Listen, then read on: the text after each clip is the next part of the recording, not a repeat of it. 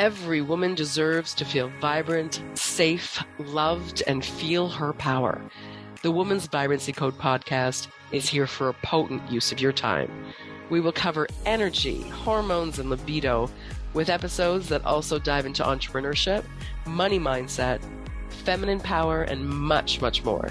Introducing Maraya Brown, Yale and functional medicine trained women's health expert, midwife, mom, and entrepreneur. Welcome back to the Women's Vibrancy Code. Maraya Brown here. This is a fun one. I'm repurposing a call that I did in one of my group programs. And this is on tracking our 28-day cycle and getting clarity on ways to be and move and eat and honor that we are ever-changing dynamic beings as women.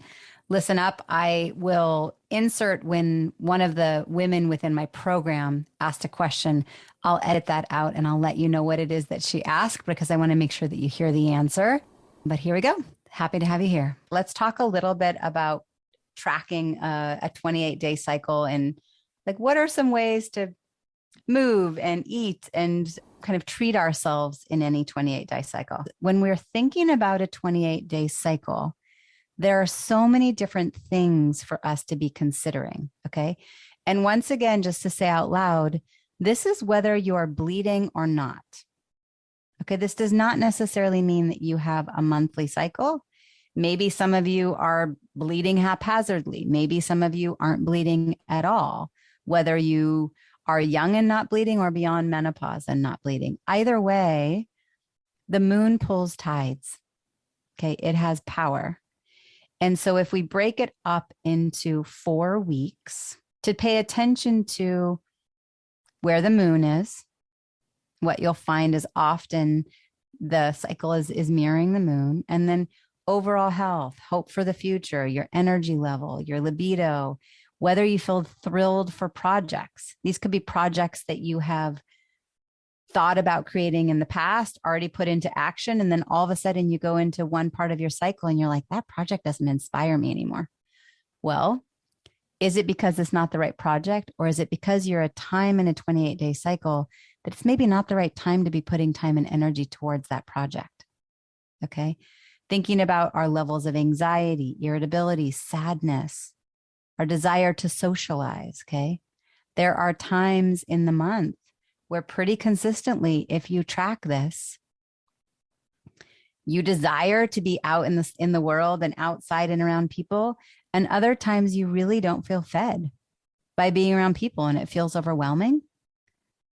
And so we get to listen into that. And the more that we track and pay attention, the more we get to preemptively in life make our decisions based on what's best going to serve us. Okay.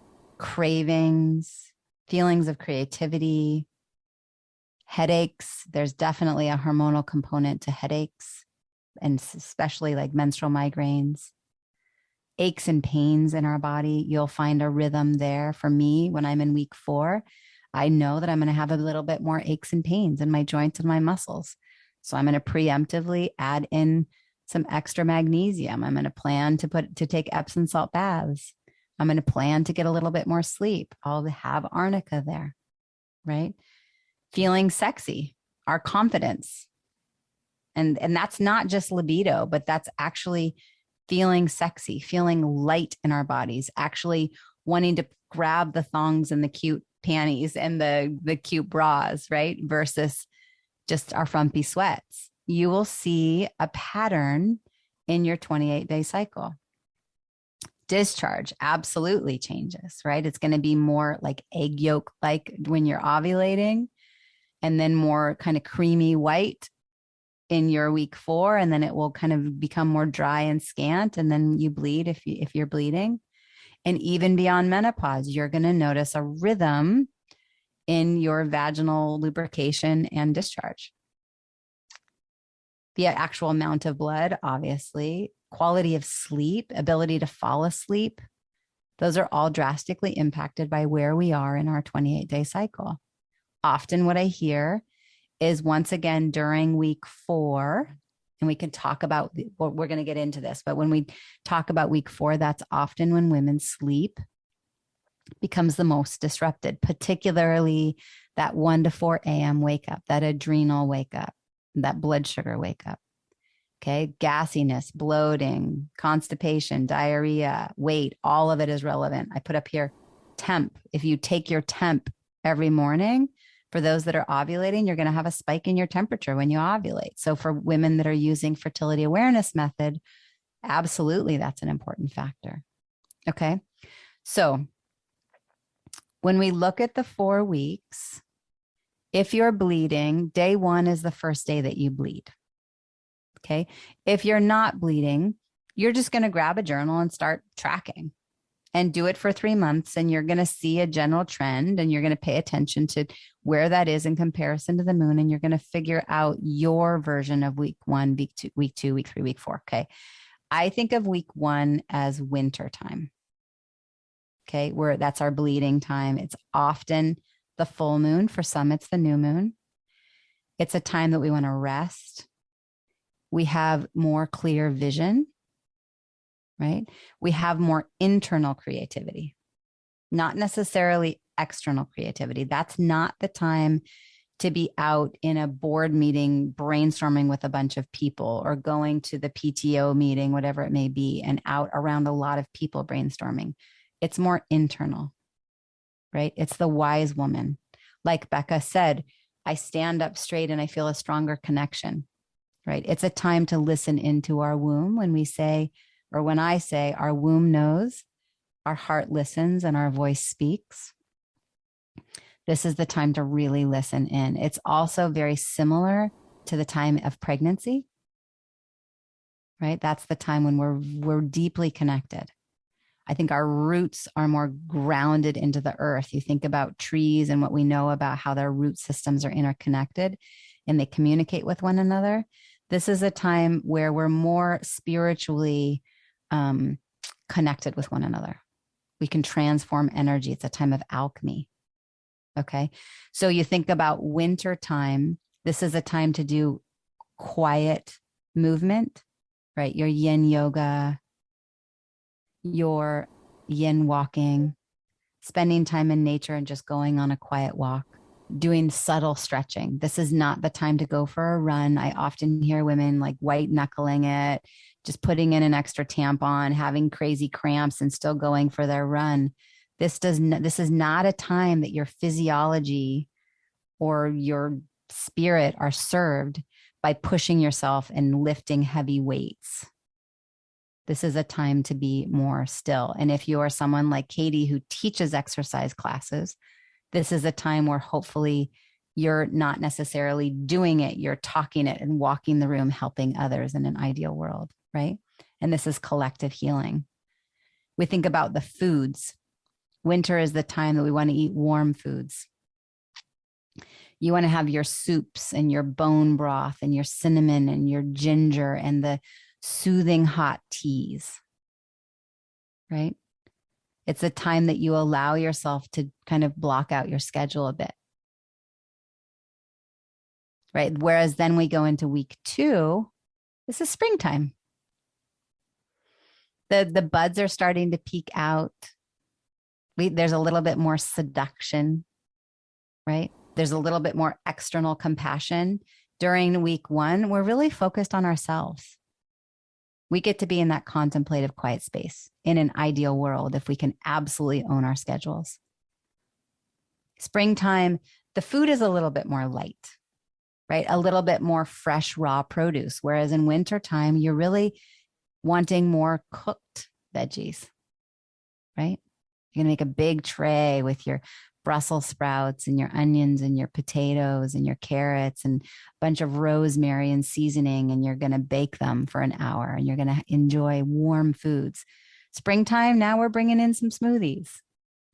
We're going to have some fresh sprouts, right? The stuff that brings fertility. We're starting to poke out. It's the maiden, it's the inner girl, the virgin, purity, unabided bravery, passion, commitment to the vision. So this is the time where we start going, okay, I went inside, I got contemplative. I felt kind of low energy. Maybe I felt a little bit sad. I felt kind of heavy and bloated, just kind of wanted to go inside. Now my body's starting to feel better. My energy's coming back. It's springtime. I'm starting to poke out into the world. I'm going to take that vision that I got clarity on during week 1. And I'm going to start thinking about what is my commitment to that vision and what steps do I start taking, right? This is the time for creative brainstorming to put into action, to start being out in the group dynamics. Okay, let's have a team meeting. Here's these amazing ideas that I had. Well, let's brainstorm. What does this look like to actually put it into action? Okay, this is the time where you're going to start going for runs. You're going to go out back to the gym and lift some weights, right? You're going to focus on ice water rather than warm water and tea, right? We're a little bit more social during this time. And often our libido starts coming up. Our external creativity starts coming up. Then we go into week 3. This is summertime. So generally, I just saw a hummingbird. Generally, when you're ovulating, you're going to ovulate around day 10 to 14 if you're ovulating. Okay. If you're not ovulating, well, we still are going to have this summertime. But summertime, this is the highest energy of high for most. Some, your bodies really don't like the extra estrogen, and we've had those one-on-one conversations. But for most, this is the time where you're very energetic. You're very hopeful. You feel very happy. You see the glass as half full. Your libido is strong. You are wanting to be out in the world. You are wanting to be seen. This is the time, if you have the opportunity to have your TED Talk, you schedule your TED Talk during your summertime, right? When I have the workshops, I schedule my workshops when I'm in my ovulatory time. It's when you are going to put on your lip gloss and ruffle your feathers and go outside. And the way that you walk will just naturally attract attention. Okay. That's the time when more likely you're going to get hit on when you're out in the world. It's simply the way that you're moving your body, the way that your hips move when you walk, as well as the energy that you're exuding. Okay. You're fully expressed. This is the big you. This is the big energy. Go run the marathon. Go get up at 4:30 in the morning and do your 14-mile hike, right? You can still make sure that you're eating great quality protein through all of these. But your body, like in week 1, your body really needs those nourishing iron-rich foods, right? Your cooked kales and spinach, your soups, your bone broths, your soothing, easily digested foods. In the summertime, go to town, eat lots of fresh, organic, all raw, quality protein. Yes, absolutely. Things that really feel sexy and sensual, and you get to bite into that mango and actually experience the pleasure in your mouth from the mango, not just the nourishment that it's giving you. It's a great time for you to speak your truth. It's a great time to bring your fire out into the world, right? It's generally a time when there's not much bloating. You feel very light. You feel very confident. You feel very free. It's a great time for innovation. Okay. So week 1, you got quiet, you got contemplative. Week 2, you started being in that creative space, kind of bouncing it off of others. Hey, I had this idea. What do you think of this? Week 3, innovation time. Put it into action, right? Miss Independent, I've got this. I'm ready to conquer the world. I'm ready to have those big, bold conversations in my partnership. Yeah. And then we go into week 4, which is generally the PMS week. That's fall.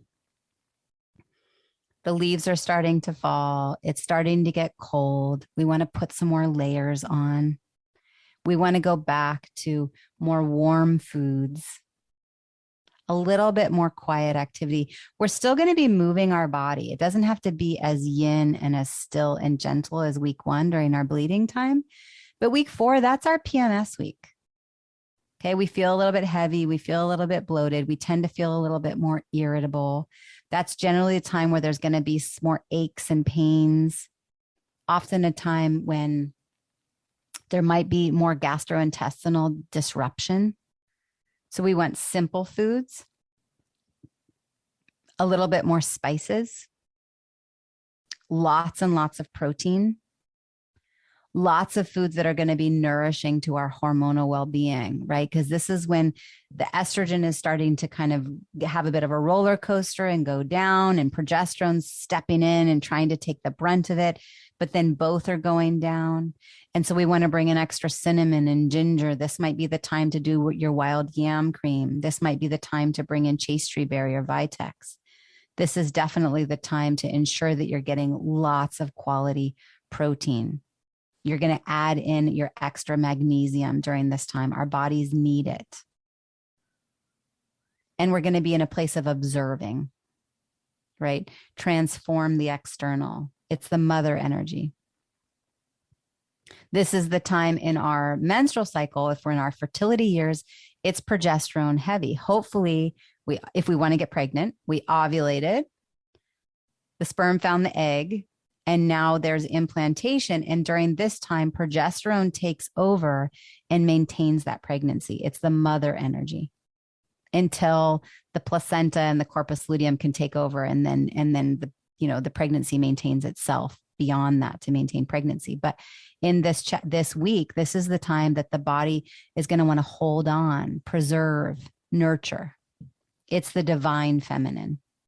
It's the Mother Earth connection.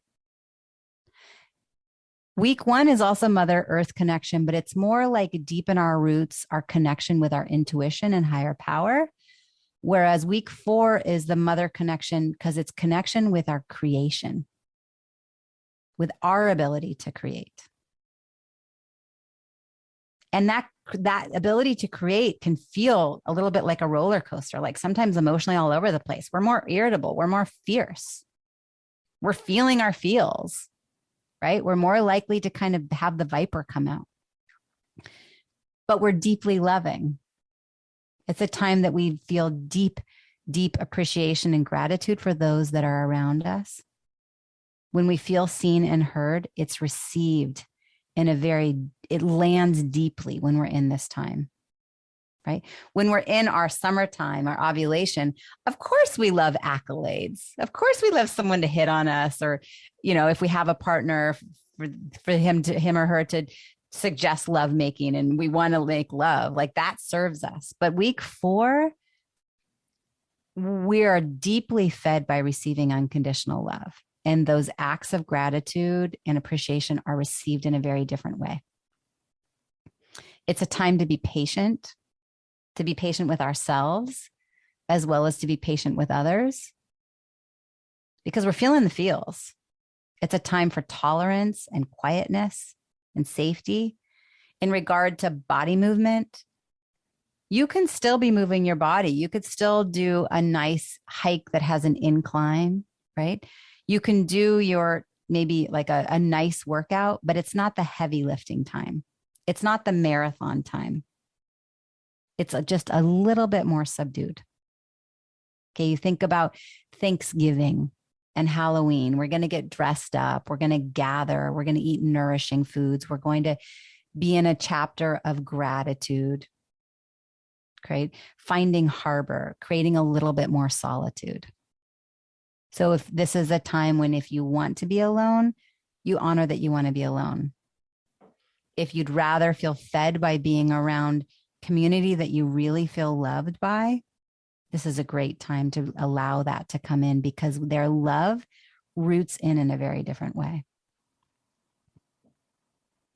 And the energy can kind of be a bit of a roller coaster. And week 4 has, I think, kind of more drastic changes because there's a lot changing. If there's 7 days in a week, so to speak, if you're on a 28-day cycle, the difference between day 1 and day 7 are pretty drastic. And so we get to be patient with ourselves in the midst of this. All right. One of the women in the program had a great question regarding work when she doesn't necessarily have control around when she gets to give a presentation or travel, be on stage. And so then what does she do in response to, I had to take a trip and I had to give 8 presentations up on stage in front of large groups. And I happened to be at the end of my fall week and the beginning of winter, meaning end of week 4 and beginning of week 1. And what do I do in those scenarios? Right. So if you don't own your own schedule, you do own what you're doing outside of your working hours. So if you happen to have done that trip during your summertime, when you were done with your trade hours, you would make plans with friends to go out to dinner and you'd go on a run, or maybe in the morning, you'd go down to the hotel gym and get in a workout. Whereas if you end up doing that trip, when you're in your winter time, you're going to allow yourself to sleep in a little bit more. You're going to make sure you pack your hot, soothing teas. And after it's done, you're going to say, no, I'm not going to meet up with that friend, even though I'm in Toronto and I haven't seen that friend forever. I'm going to go back to my hotel room and I'm going to journal. That does not mean go back to the hotel room and veg out with television. But it does mean bring a good book, bring a journal, and allow yourself the quiet time when you're allowed to have it. It also means packing clothing that feel comfortable. Like during our summertime, we're good. We're in tight fitting clothing, feeling a little bit sexy, putting on our red, right? A little bit fun with big earrings. Whereas in our wintertime, when you're there, you're going to want big scarves, flowing fabric that feels soothing, not so tight on the skin. You're going to want to bring extra warmth. Maybe you're going to wear a sports bra rather than your sexy bra. Right? You're going to make sure that you pack foods that feel nourishing and not be stuck with the cafeteria food that you feel even more irritable by having to eat and it's really not serving you. Because during our summertime, we've got a little bit more resilience. We're like, whatever, we got it. I'm good. Right? But during that fall and winter, a little nuance can really make us throw our energy off. And so we get to preemptively go in and go, okay, how can I ensure that my needs are cared for here? When I get back to the hotel, I'm going to take a hot shower. I'm going to go down to the pool and soak in the hot tub. All right. One of my program participants had a great question around sharing with our partners.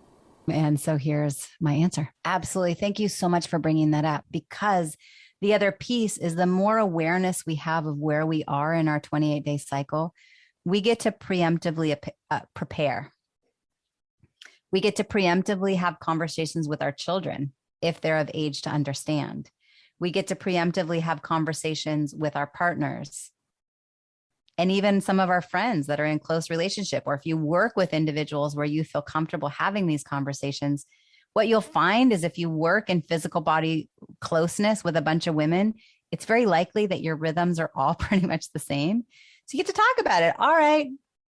Let's call a spade a spade. I'm going into my week 4. So my husband knows. He keeps it on his own phone. He tracks. He knows. He marks it down when I bleed so that way he can be prepared, because he knows that during my week 4, I have more pain in my body. And sometimes if I forget, he'll remind me. And so I add in the extra magnesium and I allow in the space to go take a bath and I do the extra stretching. And he gets to know that I'm going to be more irritable. And if I feel flustered that he did the dishes his way versus my way, I'm more likely to bite at him during week 4 than I am during the other weeks. And I get a little bit more grace when I'm bleeding. My energy's lower. No, I don't want to go on that big adventure. And it's okay for me to set boundaries and say that doesn't serve me right now. Does that mean that everybody else in the family dynamic also doesn't go on the big adventure? No. Can you take the kids and go, I'm going to stay home. I'm going to stay home by the fireplace and read a good book. And for the children, mom's on her moon right now. We get to become more aware of where we are in the cycle so that we can preemptively prepare, but also we can communicate with our loved ones so that they know. Don't take it so personal if I get kind of irritable with you.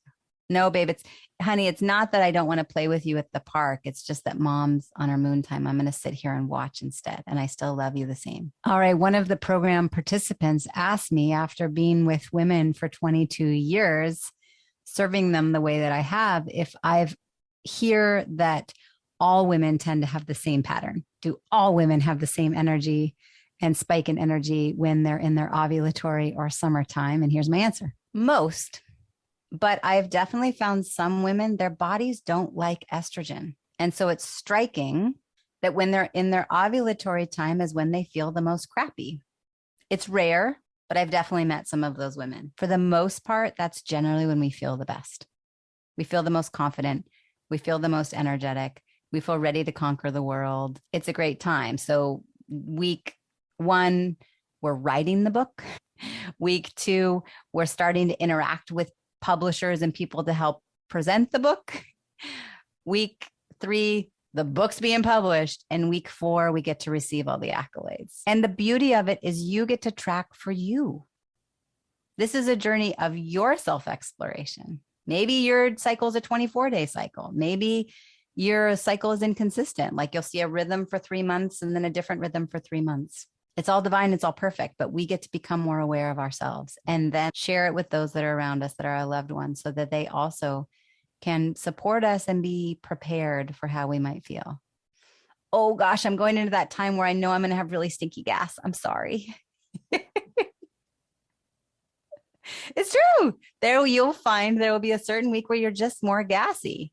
And so you'll also find to adjust the foods that you're eating that are a little bit more easily digested, right? You'll add the extra collagen, you'll make your Jell-O, you'll have more cooked, subtle food that decrease the gassiness so that maybe you're more comfortable during that time too. And I have ideas of what that can look like, but you also get to figure it out for you. And it takes time, but it's beautiful. It's spectacular to pay attention. Find a way to start paying attention to just what's real for you. And if I had it all my way, we would all be given the esteemed privilege to honor where we are in our cycle based on how we're working in the world, how we're interacting with people in the world. And if you don't have control over that, you get to adjust what you do have control over. All right. So much appreciation for all of you. Wasn't this episode amazing? Let's distill it down to key takeaways and action steps. What a fun group call that was. And in recapping, we ended up having another conversation within the group call around seed cycling. So I just wanted to speak to that a little bit. For those of you that want to look it up a little bit or explore the possibility of seed cycling for your cycle, what that looks like is during the first half of your cycle, you would take 1 tablespoon of ground flaxseed, make sure it's ground, not just flaxseed, and 1 tablespoon of pumpkin seeds. You can also ground the pumpkin seeds, and you will ingest those every day. This will help ramp up the estrogen because the first half of your cycle is estrogen dominant. It's going to add in healthy phytoestrogens and support your hormonal well-being. Then in the second half of your cycle, so theoretically from the time that you ovulate, or say around day 12 until the first day that you bleed, or if you're not bleeding, the next full moon or new moon, you would take 1 tablespoon of sesame seeds and 1 tablespoon of sunflower seeds. Many suggest grounding them. You'll find your way to get them into your body, and you ingest that each day. This will help support progesterone production. Once again, the second half of the cycle is progesterone heavy. And this could also be a time to potentially add in primrose oil supplementation if that's been suggested to you by whomever you are seeing as your healthcare provider. I wish you well. I'm excited for you to try this on, to try tracking and make some adjustments based on how you're socializing, what work projects you're taking on, how you're moving your body. And this is one of those I would love to hear from anyone. So if you end up experimenting with shifting how you eat, move, and work based on what you're seeing and experiencing in a 28-day cycle, and there's anything profound, I would love it. Reach out to me. Let me know. Let me know what big ahas you had. Let me know what's working, what's not working. This is one of those that's very subjective. Research isn't necessarily going to be the thing that's most compelling for me personally. What I want to hear is stories. How is this impacting your life to put this new knowledge into action? So I wish you well. And I'll see you on the next podcast. Thank you for listening to the Woman's Vibrancy Code. Connect with us and take the first step to transforming your energy, hormones, and libido at thewomansvibrancycode.com. Cheers to your zest and vitality. Make sure to follow for weekly power-packed value